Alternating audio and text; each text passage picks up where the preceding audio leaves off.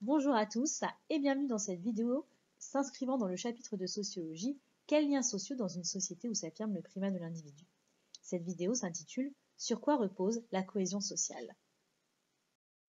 À l'issue de cette vidéo, vous devez être capable d'expliquer comment les liens sociaux favorisent la cohésion sociale, de différencier solidarité mécanique et solidarité organique, de discuter l'idée que le primat de l'individu menace la cohésion sociale, et enfin, de montrer que la solidarité mécanique perdure dans les liens sociaux aujourd'hui.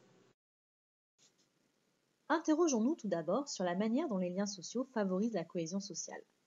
Les liens sociaux représentent l'ensemble des relations que tissent entre eux les membres d'une société. De multiples situations amènent les individus à entrer en contact avec d'autres membres de la société. Les liens sociaux peuvent donc revêtir des formes diverses. Tout d'abord, les individus peuvent tisser des liens de sociabilité, des liens avec des connaissances issues du réseau social des individus. Une sortie avec des amis est ainsi une situation qui permet de créer des liens de sociabilité. Les individus peuvent également entretenir des relations économiques. Celles-ci sont essentiellement de nature marchande, entre un acheteur et un vendeur sur un marché, par exemple. Il peut s'agir du marché du travail ou encore du marché des biens et des services, ou également des marchés financiers.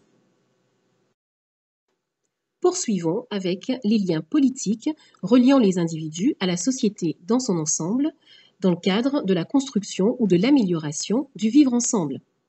À titre d'exemple, nous pouvons citer l'exercice du droit de vote, ou encore l'engagement au sein d'une association ou également l'implication dans un parti politique. Enfin, les membres d'une société sont également reliés par des liens de solidarité collective, dans le cadre de la protection sociale. Lorsque les individus cotisent, ils sont en lien avec les autres membres de la société qui toucheront des prestations sociales financées par ces cotisations. Lorsque les individus entretiennent des relations les uns avec les autres, ils vont progressivement construire et adopter un système de valeurs et de normes communément acceptées, ceci leur permettant de devenir membres du même groupe. On parle alors d'intégration sociale. Récapitulons. Des individus en interaction les uns avec les autres, partageant un système commun de valeurs et de normes, vont progressivement accepter de s'engager réciproquement à travers des mécanismes de solidarité, ceci favorisant la cohésion sociale. Ce terme désigne l'état d'une société où la solidarité est forte et les liens sociaux intenses. Les individus sont donc profondément attachés les uns aux autres, mais également attachés au corps social dans son ensemble. La cohésion d'une société repose sur la solidarité entre ses membres. Celle-ci n'a cependant pas une forme unique. Alors que la société s'industrialisait, le sociologue français, Émile Durkheim, s'est interrogé sur la transformation de la solidarité qu'impliquait la montée de l'individualisme. Dans son livre « De la division du travail social », il explique que la solidarité sur laquelle reposent les sociétés traditionnelles n'est pas la même que celle sur laquelle reposent les sociétés modernes. Les sociétés traditionnelles seraient fondées sur une solidarité de type mécanique. Du fait de la taille restreinte du groupe, les membres de la société n'ont pas besoin de se répartir les tâches et les fonctions. La division du travail y est donc faible. Les membres de la société se caractérisent donc par leurs similitudes qui sont au fondement du lien social qui les unit. De ce fait, les membres de la société partagent des valeurs et des normes communes très fortement intégrées. La conscience collective a donc un poids important et les comportements sont donc très encadrés. Tout comportement déviant sera dès lors perçu comme une véritable remise en question de la société et ces transgressions devront être sévèrement sanctionnées. On parle de droit répressif. Vous l'aurez compris, dans les sociétés traditionnelles, c'est bien le collectif qui prime sur l'individu. Durkheim montre ensuite que les sociétés traditionnelles vont progressivement migrer vers des formes modernes. Cette mutation s'expliquerait, d'après l'auteur, par un facteur démographique, à savoir l'augmentation de la densité de population. il s'agit de la concentration d'individus en un même lieu. Ce phénomène résulterait du développement des villes et des axes de communication à la fin du XIXe siècle, au cours de la deuxième phase de la révolution industrielle. Ainsi, la densification de la population aurait entraîné une multiplication des échanges entre individus et entre groupes, nécessitant une extension de la division du travail social. Les fonctions sociales se spécialisent donc de façon croissante et les individus se différencient les uns des autres. C'est alors que l'on observe le passage d'une société à solidarité mécanique à une société qui se caractérise par une solidarité organique. Dans les sociétés modernes à solidarité organique, la division du travail social est forte. Les fonctions sociales et les tâches sont différenciées, entraînant ainsi une certaine complémentarité entre des individus qui deviennent dépendants les uns des autres du fait de leur spécialisation. D'où la métaphore utilisée par Durkheim du corps social composé d'organes interdépendants. Par exemple, le boulanger a besoin du médecin pour assurer ses soins et ce dernier a besoin du boulanger pour se fournir en pain. La cohésion sociale repose par conséquent sur les différences entre des individus complémentaires. De plus, au sein de ces sociétés modernes, la conscience collective tend à s'affaiblir au profit des consciences individuelles. Les individus de plus en plus différents développent des systèmes de croyances et de valeurs qui peuvent également différer, voire diverger. Par ailleurs, le droit est dit restitutif au sein de ce type de société. L'augmentation de la concentration de population a entraîné une multiplication des échanges et de ce fait une augmentation de la probabilité de conflits entre des individus différents. D'où la nécessité de disposer d'un droit restitutif dont l'objectif est de régler les litiges entre des parties différenciées.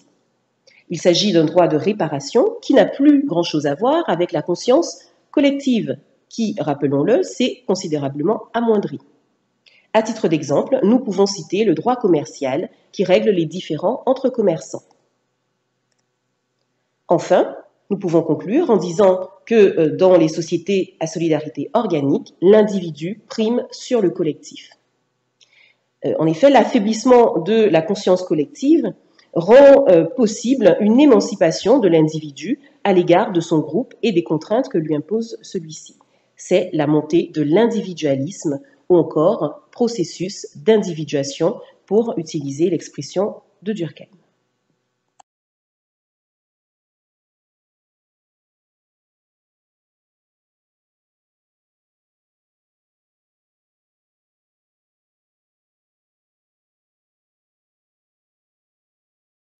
Les sociétés sont donc passées d'une solidarité mécanique à une solidarité organique.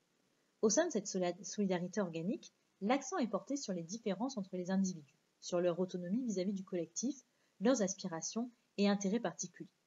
On parle de primat de l'individu pour évoquer le résultat du processus d'individuation, de la montée de l'individualisme. Cela interroge donc sur la capacité des sociétés modernes à assurer la cohésion sociale. Certains éléments peuvent pertinemment interroger quant à la capacité des sociétés à solidarité organique à assurer aujourd'hui le lien social. Voyons dans un premier temps les risques liés à la montée du primat de l'individu.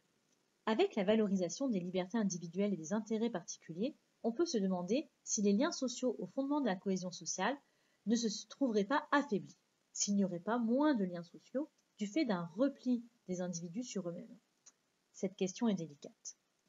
Observons ce graphique qui nous montre l'évolution de la part des ménages affirmant ne pas avoir de relation avec leur voisinage en fonction de leur âge et de leur lieu de résidence.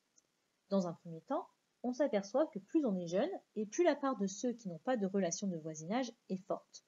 En Île-de-France, plus de 30% des ménages n'entretiennent pas de relation de voisinage, alors que c'est le cas de seulement 10% des 65 ans et plus.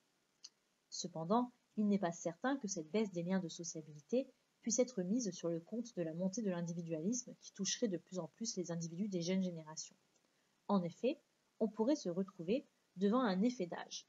Les moins de 30 ans auraient moins de relations de voisinage car ils ne seraient pas encore sédentarisés, contrairement aux autres générations qui s'impliquent progressivement davantage dans leur voisinage. Autre risque lié à la montée du primat de l'individu, l'anomie. Ce risque a été mis en évidence par Durkheim.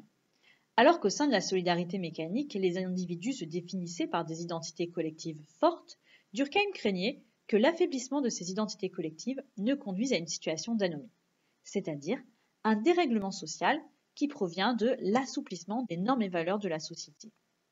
Cette anomie amène les individus à éprouver des difficultés à se définir et à savoir comment conduire leurs actions. En effet, les individus ayant une moindre conscience collective ont la sensation d'avoir le choix entre de multiples normes, ce qui peut entraîner un manque de repères. Notons que la crise des instances d'intégration, que nous verrons en dehors de la vidéo ultérieurement dans le chapitre, tend à renforcer ce sentiment. Cette anomie peut entraîner des comportements déviants, tels que le suicide que Durkheim étudie.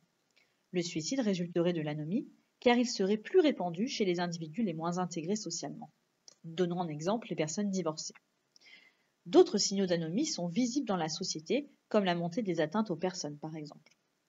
Ces comportements déviants font peser des risques sur la cohésion sociale, pour le vivre ensemble.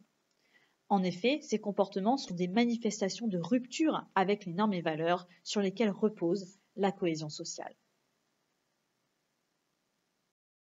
Si l'individualisme comporte des risques, comme nous l'avons montré, ce phénomène n'induit pas pour autant une disparition de toute forme de solidarité. La cohésion sociale reste donc malgré tout assurée au sein de nos sociétés contemporaines.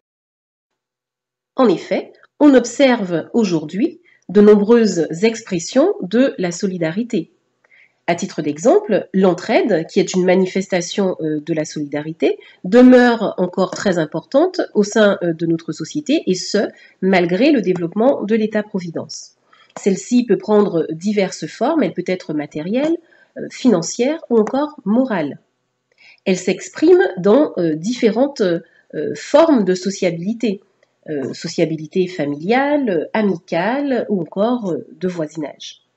L'engagement associatif, notamment envers les populations les plus en difficulté, constitue également une manifestation de la solidarité aujourd'hui.